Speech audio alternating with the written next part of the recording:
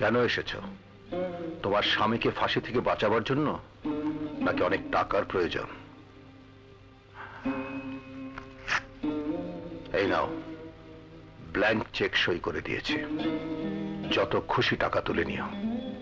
আলম চৌধুরীর বাড়ি থেকে কখনো কেউ খালি হাতে ফিরে যায় না। বিকাশ পেমেন্টে 10,000 টাকার বেশি অফার। শপিং চলছে তো। আমার টাকার কোনো প্রয়োজন নেই। তাছাড়া আদালতে আমার স্বামী নির্দোষ প্রমাণিত হয়েছেন, এবং এই বাড়িটির মতো 7,500 বর্গফুট ছাদের নিচে আমাদেরও একটি বাড়ি হয়েছে। এই দাম্ভিক কথাগুলো শোনাবার জন্য এখানে এসেছ?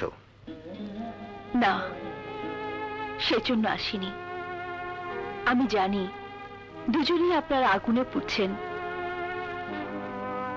ছোটদের অপরাধ বড়রা ক্ষমা করলে সেটা কখনো দোষের হয় না। অর্থাৎ তুমি বলতে চাও আমি তোমার স্বামীর সামনে জোরহাত করে গিয়ে বলবো, দয়া করে আপনি ফিরে আসুন, আপনাকে ছাড়া আমি বাঁচব না? ভুল, তুমি ভুল করছো। আলম চৌধুরী এক পা এগিয়ে গিয়ে কারো কাছে নতি স্বীকার করে না, তেমনি কেউ 2 পা এগিয়ে এলে তাকে প্রত্যাখ্যানও করে না। তুমি যেতে পারো।